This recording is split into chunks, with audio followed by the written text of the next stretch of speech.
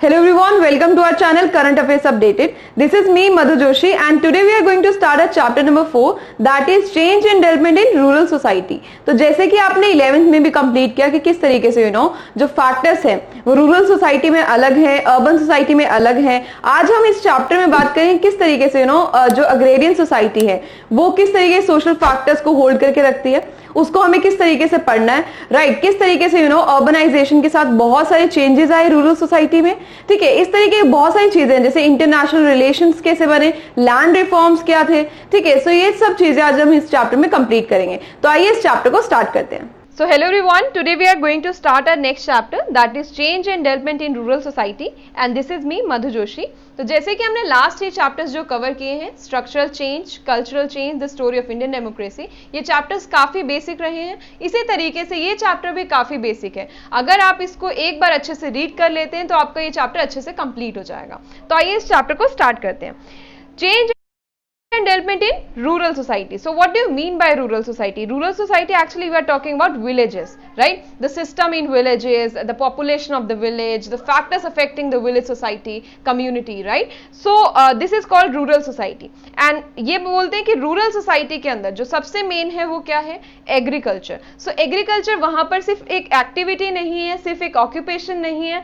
Agriculture is the way of life, right. इसी के कारण जैसे अगर हमें स्ट्रक्चरल चेंजेस ऑब्जर्व करने हैं या कल्चरल चेंजेस को ऑब्जर्व करना है तो हमें एक्चुअली किसको ऑब्जर्व करना है? वहां की एग्रीकल्चरल एक्टिविटीज को, ठीक है। So agriculture and culture has some relation, ठीक है। इनका क्या रिलेशन है कि विलेजेस में जब आप उनका कल्चर देखोगे तो वो कल्चर जो है पूरा आपको टाई अप मिलेगा किसके साथ? एग्रीकल्चर के साथ, ठीक है। तो कल्चर कहीं ना कहीं इन्फ्लुएंस है वहां पर एग्रीकल्चर से, क्योंकि एग्रीकल्चर वहां पर क्या है? A way of life. Okay, a lot of other activities associated with farming, ठीक है। और भी बहुत सारी ऐसी एक्टिविटीज हैं जो आज के टाइम में आपको फार्मिंग के साथ मिलेगी, एग्रीकल्चरल फैक्टर्स के साथ मिलेगी। जैसे कि आप विलेजेस में आज जाते हो तो बहुत अलग अलग ऑक्यूपेशंस लोग कर रहे हैं, ठीक है, और इन्वॉल्व हैं। तो इसी तरीके से वहां पर और भी बहुत सारी एक्टिविटीज हैं, लेकिन स्टिल जो एग्रीकल्चर है वो उनका मेन पार्ट है, right. Then they are saying कि माइग्रेशन, ठीक है। अब माइग्रेशन की वजह से बहुत सारे चेंजेस हुए ऑक्यूपेशंस में।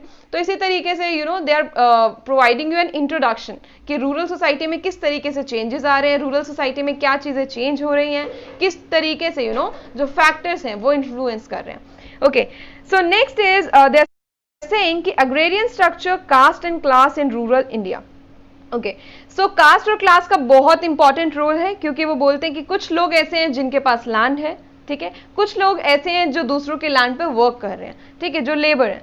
Okay, and secondly they are also saying that women are excluded from the ownership of land. आपको पता है कि वुमेन को कभी भी ये ऑनरशिप राइट्स नहीं मिलते। विलेजेस में बहुत कम वुमेन ऐसी हैं जिनको ये एग्रीकल्चरल लैंड पर ये सब प्रॉपर्टी राइट्स हैं, क्योंकि वहां पर जो सिस्टम है वो पूरा पेट्रियार्कल सिस्टम रहता है, राइट। क्योंकि आप बहुत सारे फैक्टर्स अभी इससे एसोसिएट कर सकते हो। As a sociologist, you need to look at different social factors. What are those social factors? Actually, the education system, है ना। जो एजुकेशन सिस्टम है वो कहीं ना कहीं आज आपको सिखा रहा है कि किस तरीके से equality is very important, right. लेकिन वहां पर एजुकेशन नहीं है, तो इस वजह से लोगों को लगता है कि the males are inferior than females, right. तो ये एक स्ट्रैटेजी, ये एक प्लानिंग और ये सब जो चीजें, ये कहाँ से आप रिलेट कर सकते हो? आप रिलेट कर सकते हो एजुकेशन सिस्टम से, या वहाँ के कल्चर से, ठीक है, या वहाँ के जो ऑक्यूपेशंस है, या वहाँ पर जो रिलेशंस हैं, कास्ट रिलेशंस हैं, ठीक है, उन सब से आप देख सकते हो। Okay, then they are saying agrarian structure refers to the structure or distribution of land holding, है ना। बेसिकली अग्रेरियन स्ट्रक्चर किसको बोल रहे हैं कि आप जैसे लैंड को, अगर आपके पास लैंड है या नहीं है, एक्चुअली यही अग्रेरियन स्ट्रक्चर बनाता है, राइट। ओके, देन वहां पर बहुत सारे क्लासेस आपको मिल जाएंगे। आपको ये तो पता ही है कि ऑक्यूपेशन जो है वो कहीं ना कहीं कास्ट बेस्ड ऑक्यूपेशंस देखने को मिलते हैं, राइट, कि बहुत सारे लोग आपको इसमें मिलेंगे, एग्रीकल्चर एक्टिविटी में मिलेंगे, बहुत सारे लोग अलग अलग ऑक्यूपेशंस में मिलेंगे on the basis of their caste. Okay, second is कि वहां पर क्लासेस कैसे फॉर्म होता है। दे आर सेइंग कि मीडियम या फिर लार्ज लैंड ओनर्स होते हैं, ठीक है, एंड कुछ ऐसे होते हैं जो एग्रीकल्चरल लेबरर्स होते हैं, जो दूसरों की जो अपनी लैंड, छोटा जो प्लॉट है, ठीक है, कुछ लैंड है, कुछ अमाउंट ऑफ लैंड उनके पास और उस पर वो कर रहे हैं काम, ठीक है।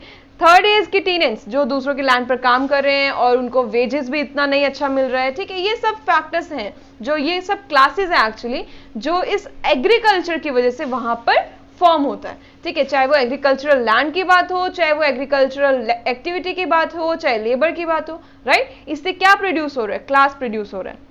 Okay, then they are saying that caste is directly proportional to land holding. Obviously अगर आप हायर कास्ट में तो आपके पास लैंड ज्यादा मिलेगी, राइट। हम अगर बेसिकली अगर हम लेकर चले तो हमारे दिमाग में यही चीज आएगी कि जिसकी मतलब जो हायर कास्ट है ऑब्वियसली उनके पास लैंड वगैरह ज्यादा मिलेगा, राइट। लेकिन ऐसा एग्जैक्टली नहीं होता है। ये आपकी बुक में मेंशन है, ये पैराग्राफ काफी इंपॉर्टेंट है, इसको रीड कीजिएगा। इसमें लिखा हुआ है कि किस तरीके से जो ब्राह्मीण्स हैं, ठीक है, although they are on the top, right, hierarchical system जो है उसके अंदर वो टॉप पर है, लेकिन फिर भी ऐसा नहीं मिलता कि ब्राह्मण्स के पास सबसे ज्यादा लैंड हो, ठीक है। सबसे ज्यादा लैंड ओनिंग कास्ट कौन सी बताई जाती है? क्षत्रिय कास्ट, ठीक है। सो अब ये कैसे पॉसिबल हो सकता है? जिनकी कास्ट हायर थी तो उनके पास लैंड इतना क्यों नहीं है? तो वो बोलते हैं कि कुछ ऐसे नोशंस भी होते हैं जो डिफर करते हैं, राइट। अब वो डिफर कैसे करते हैं? अब उसी को एम.एन. श्रीनिवास ने एक्सप्लेन किया डोमिनेंट कास्ट, उसी को उन्होंने बोला है डोमिनेंट कास्ट। अब डोमिनेंट कास्ट के 3 मेन फैक्टर्स हैं, कौन कौन से? एक तो आपके पास एक अमाउंट ऑफ लैंड होना चाहिए, राइट। सबसे पहले अगर आप किसी भी विलेज में हैं और आपके पास some amount of land is there, so आप डोमिनेंट कास्ट बन सकते हैं। देन आपके पास उसी के साथ साथ इकोनॉमिक पावर होना चाहिए, राइट, इकोनॉमिक पॉलिटिकल पावर होना चाहिए। और third, you have to be like large in number, ठीक है। आपकी कम्युनिटी को बहुत ज्यादा वहां पे पॉपुलेशन आपकी कम्युनिटी का चाहिएगा, लाइक कम्युनिटी नहीं लेकिन आपकी कास्ट के जो लोग हैं, ठीक है, पर्टिकुलर, वो वहां पर होने चाहिए मेजोरिटी में। देन दे आर सेइंग कि this is called dominant caste, ठीक है। तो डोमिनेंट कास्ट के लिए पहले numerical strength, economic power, political power, ये सब आपका होना जरूरी है, ठीक है। तो ये एम.एन. श्रीनिवास ने एक्सप्लेन किया। आप इसको अलग से जाकर विकिपीडिया पर रीड कर सकते हैं, काफी अच्छे से आपको समझ में आ जाएगा।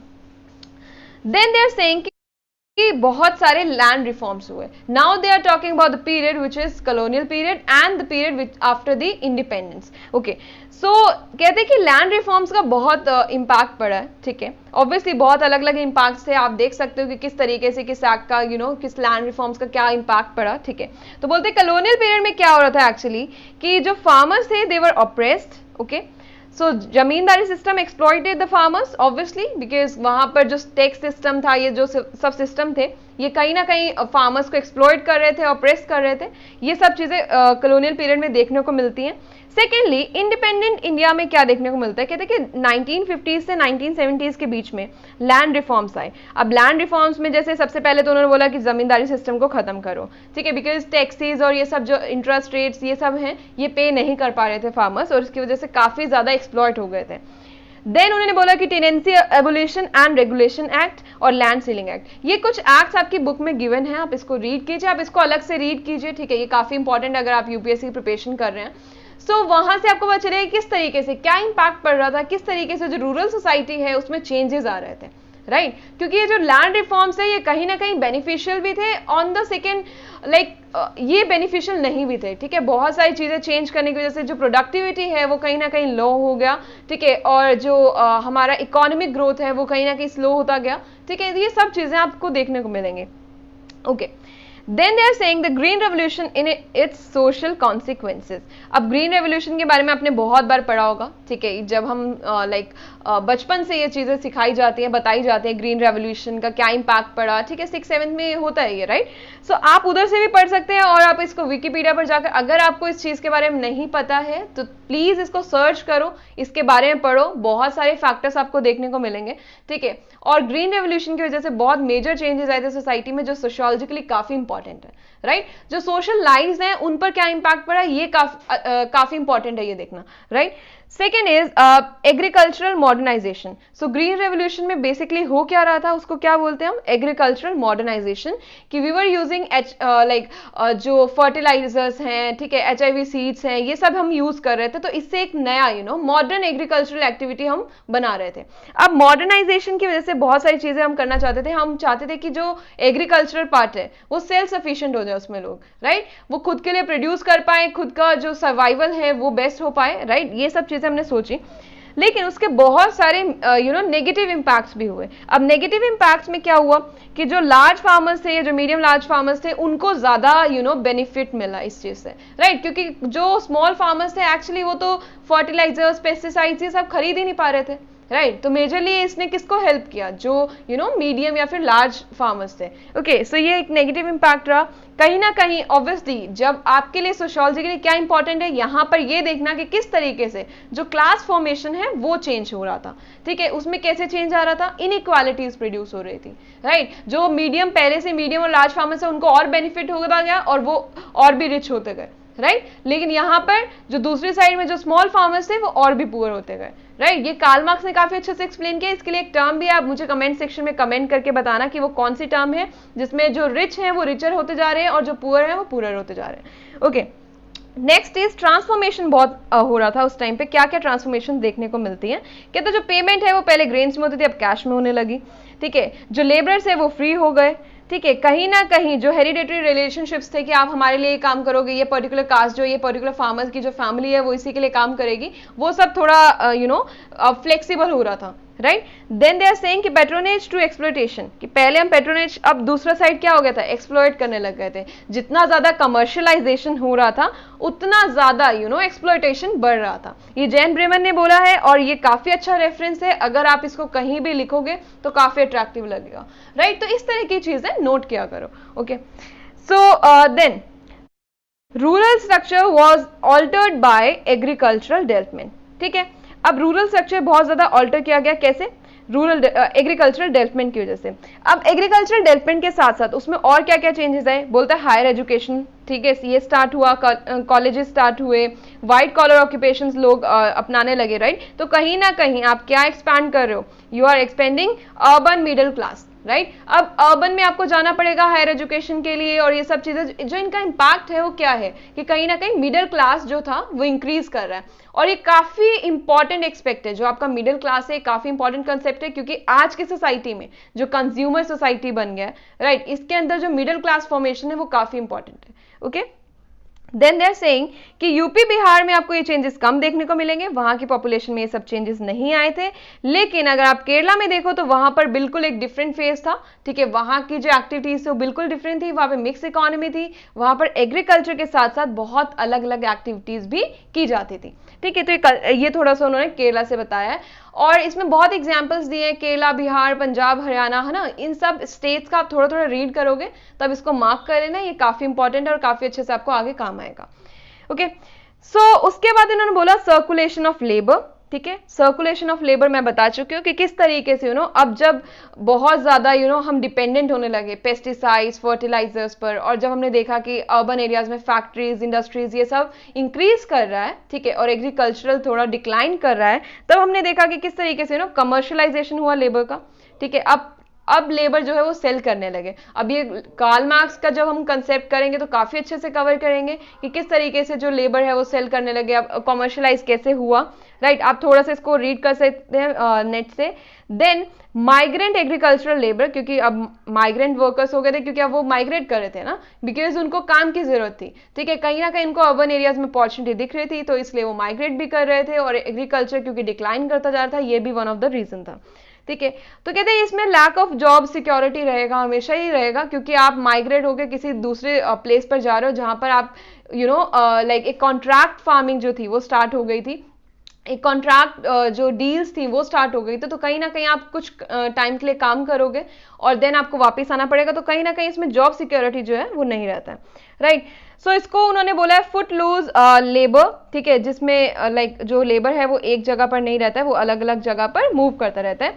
देन उन्होंने एक ग्लोबलाइजेशन, लिबरलाइजेशन की बात की कि किस तरीके से इन दोनों एस्पेक्ट की वजह से कॉन्ट्रैक्ट फार्मिंग स्टार्ट हुई, कि जो इलीट्स को चाहिए वही अब क्रॉपिंग हो रहा था, राइट। ये सब देखने को मिलता है कि क्यों हम ज्यादा एक्सपोर्ट इंपोर्ट पर ध्यान दे रहे हैं, ठीक है। अब उसकी वजह से हम वही ग्रो करना चाहते हैं जो हमारा बाहर सेल हो जाएगा, राइट। तो एक्सपोर्ट करने के लिए जब हम बनाना शुरू करेंगे तो कहीं ना कहीं हम इलीट्स के लिए फॉर्म कर रहे हैं, तो उससे क्या हो रहा है, उससे हमारा कहीं ना कहीं जो लॉस हो रहा है वो बहुत ज्यादा है, राइट।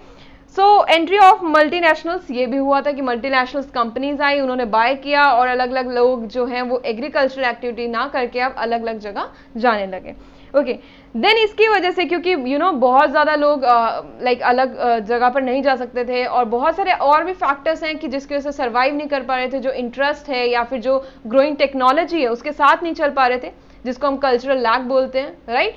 सो बहुत सारी चीज़ें हो रही थी उस टाइम पर, तो उसी के कारण क्या प्रोड्यूस हुए, सुसाइड। और सुसाइड आप सोशियोलॉजिकल एस्पेक्ट है, ये हमारे इमाइल दरखाइम ने काफ़ी अच्छे से एक्सप्लेन किया है, तो आप उधर से रीड कर सकते हैं।